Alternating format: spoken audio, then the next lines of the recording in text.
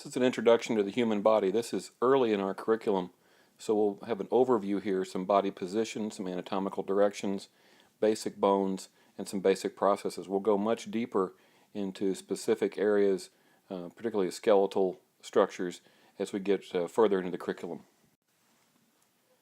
The first of the major body systems that we'll talk about is the nervous system, the brain and spinal cord. And we want to make the point that the nervous system is the command and control for most body processes, and the nervous system works in conjunction with the endocrine system. Particularly, we'll talk about the adrenal glands being under the control of the nervous system and how that impacts the body's ability to deal with hypoxia and hypoperfusion.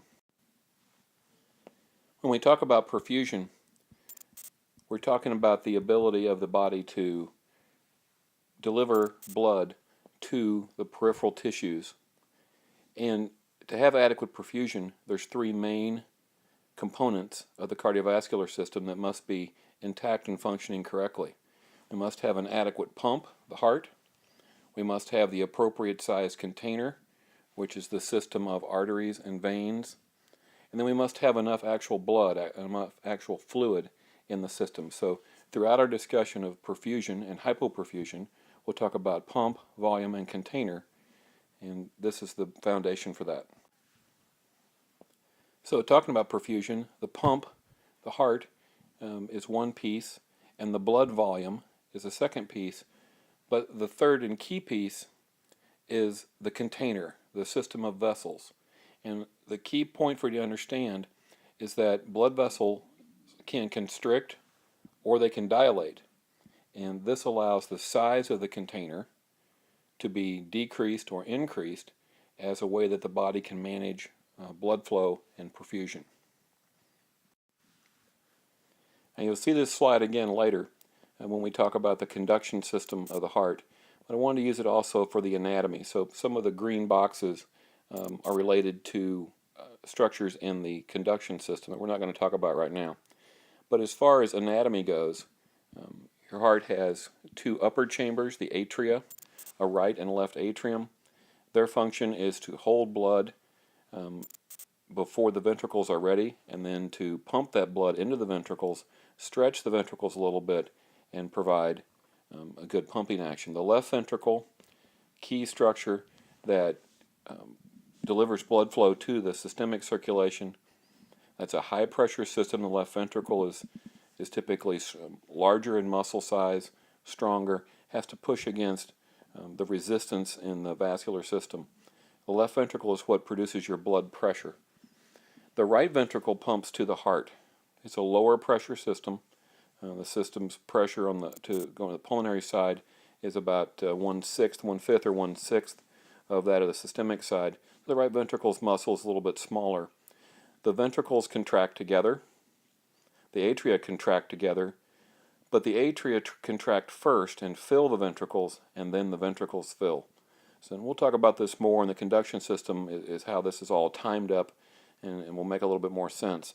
But in terms of perfusion, which is what we're dealing with this lesson, we wanted to talk about the container, which we just mentioned, and we want to talk about the pump. And so just a quick review of the general anatomy here of the cardiac system, the pump. The lungs are obviously the major part of the pulmonary system or the respiratory system. I also wanted to talk about this term mediastinum, which refers to this area in the middle.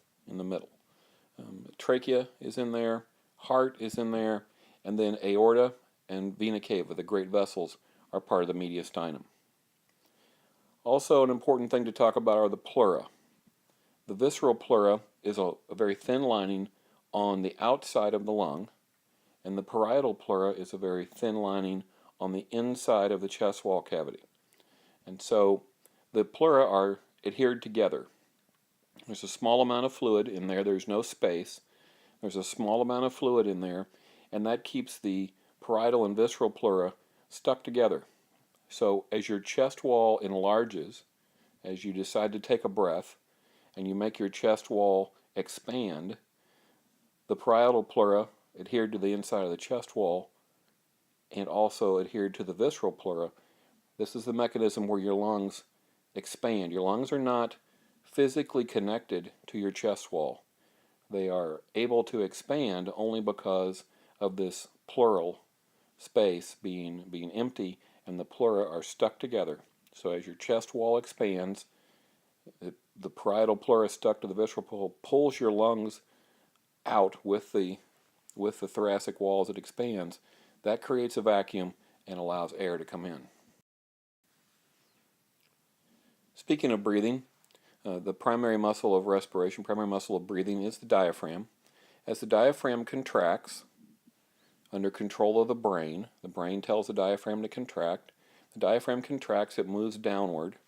And also muscles between the ribs, the intercostal muscles, in some cases assisted by neck and belly muscles, but the intercostal muscles contract and expand your chest wall. The diaphragm contracts and expands the space, and the lungs, being adhered to that chest wall by the pleura, your lungs expand. A negative pressure exists inside your chest cavity, and air is pulled in. So inspiration or inhalation is an active process, requires energy, and requires neurologic control. The brain must tell those muscles to act and to create a breath. On the other hand, expiration or exhalation is a passive process. It's just a relaxing. The diaphragm relaxes, moves back to its normal position. The intercostal muscles relax and go back to their normal position, and that creates an even or even positive pressure inside, and air is exhaled. Another key structure in the respiratory system are the bronchioles. The bronchioles are the small tubes, smallest of the airways, the small tubes right before the alveoli, the tiny air sacs. And a key thing for you to understand is, very much like blood vessels,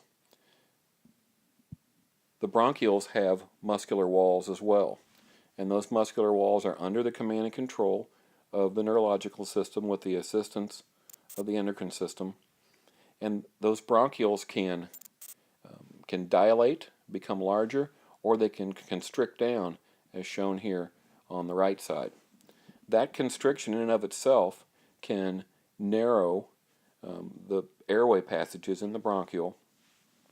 And then they're also showing here in this diagram a couple of other processes that occur. And we'll talk about this much more as we begin to talk about various respiratory conditions.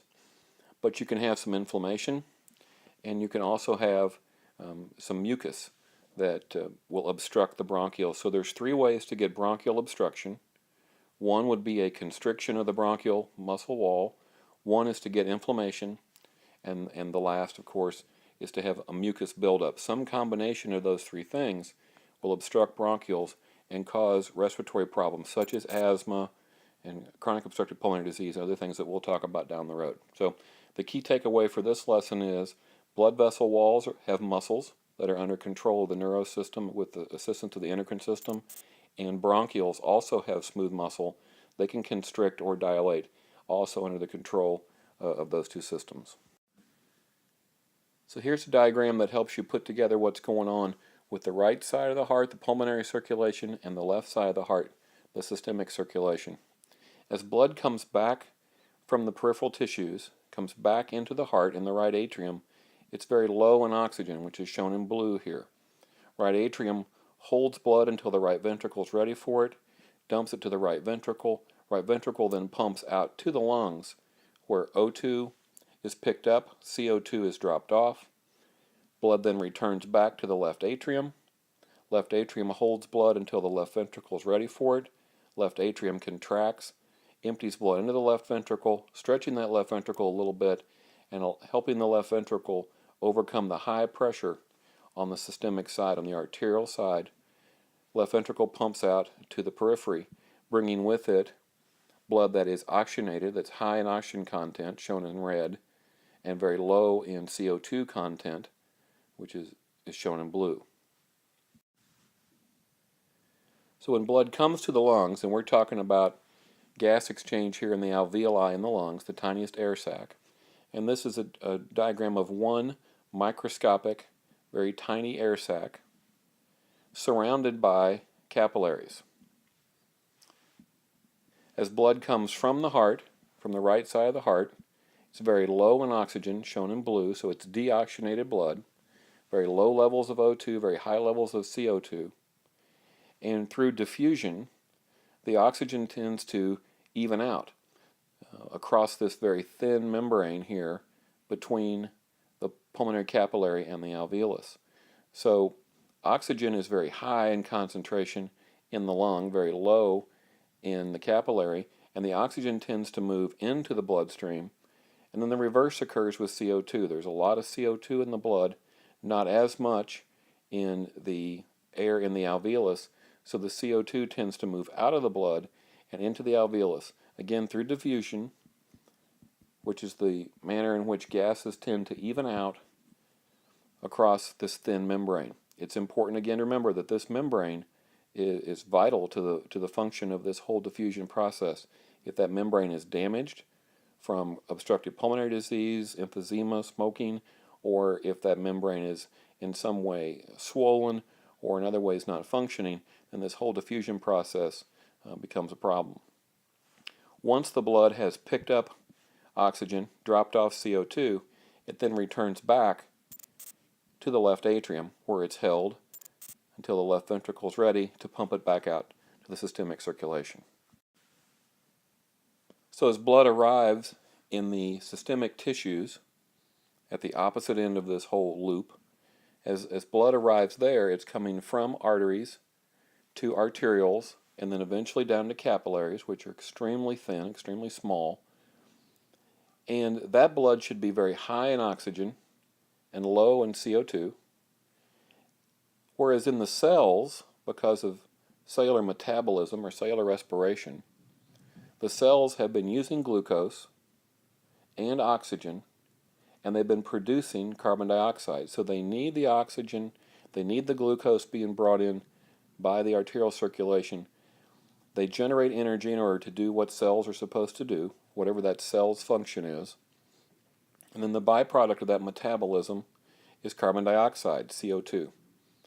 So as blood arrives at the cells have used up oxygen, they have a low concentration of oxygen. Oxygen will tend to move into the cells, and they have created CO2. And there's not as much CO2 in the bloodstream, so the CO2 tends to move into the bloodstream where it's then carried back. So capillaries turn into venules, which then turn into veins, which dump into the vena cava, the great vein, which dumps into the right atrium, where it's held till the right ventricle is ready for it. Right ventricle pumps it to the lungs, where the gas exchange occurs. So this diffusion process occurs in the lungs as well as in the systemic tissues. And the key here is that oxygen will tend to even out, carbon dioxide will tend to even out, and that's how respiration occurs. This part of the lesson talks about anatomical position and directionals. Note that anatomical position is facing forward with palms facing towards you. The midline quite naturally works its way right down the center of the body. Locations and structures that are away from the midline are considered to be lateral. Locations and structures that are toward the midline are considered to be medial.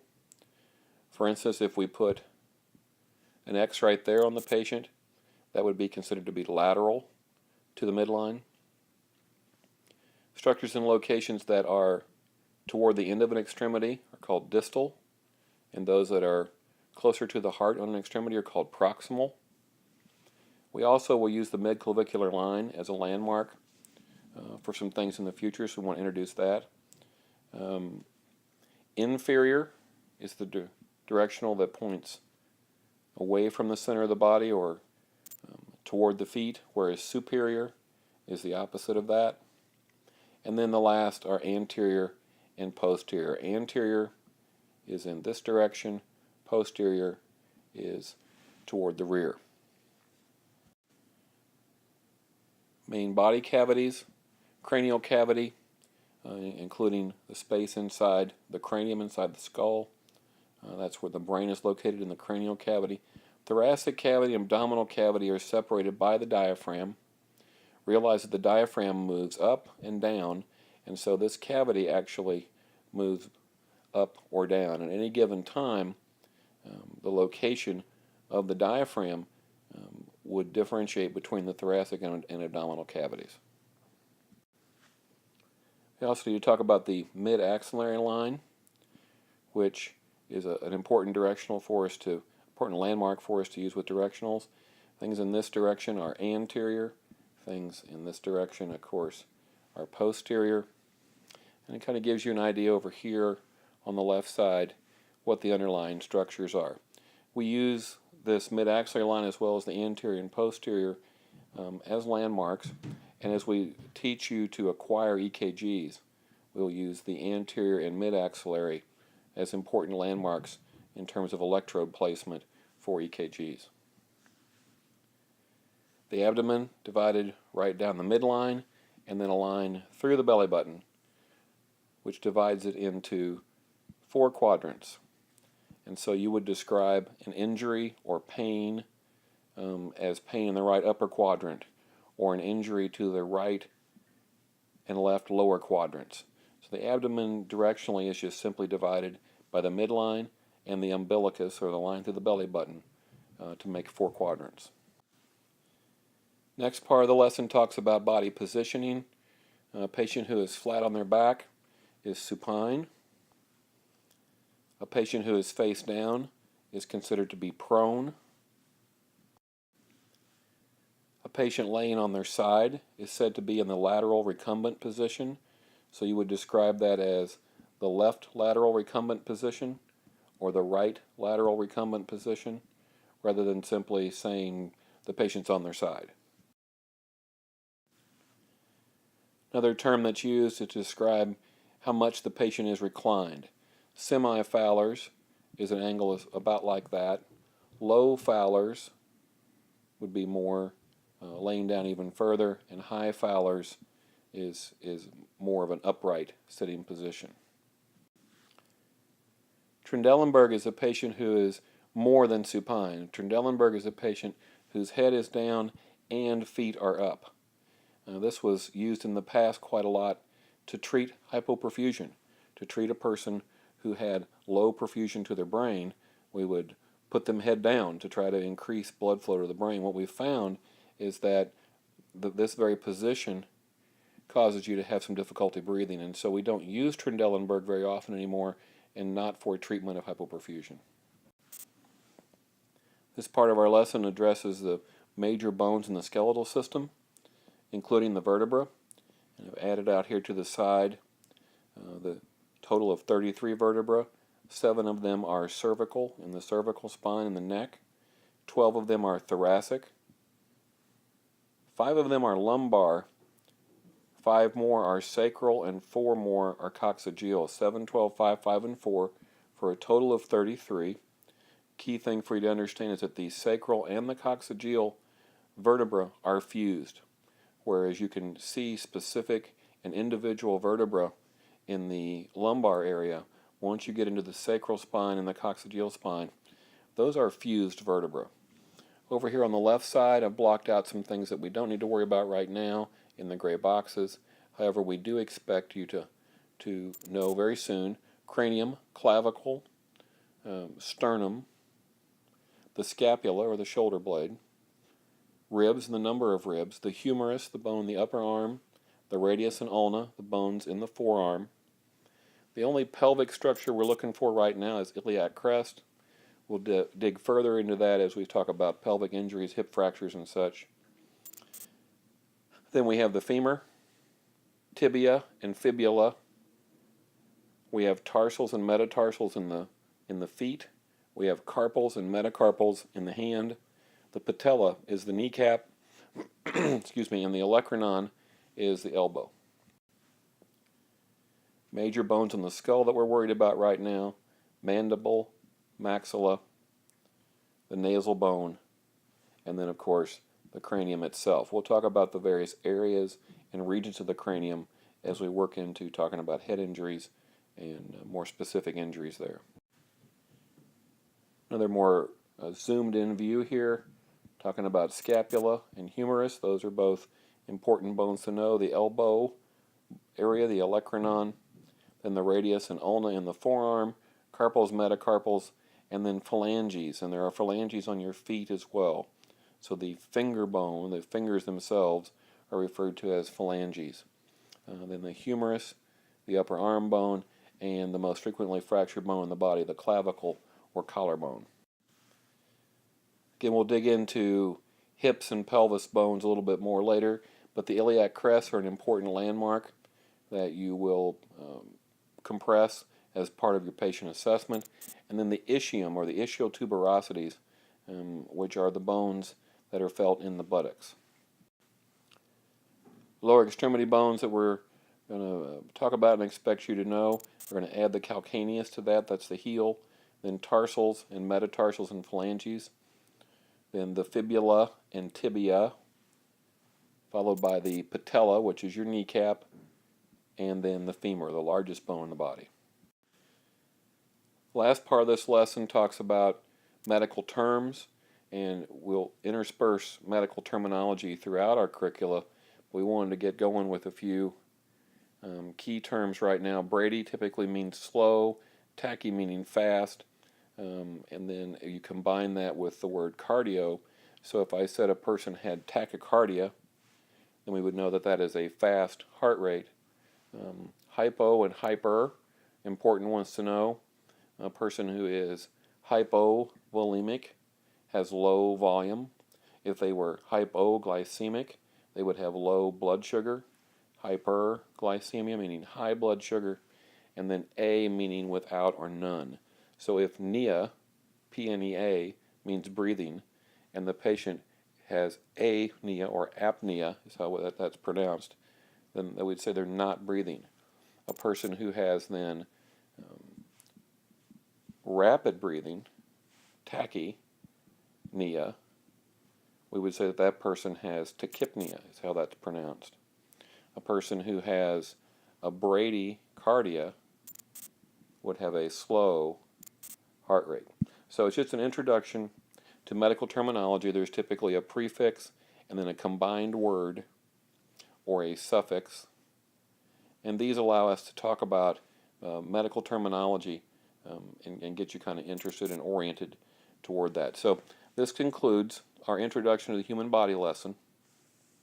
We talked about major bones, we talked about directionals, we talked about some terminology things, and then the major body systems, particularly with breathing and with the cardiovascular system.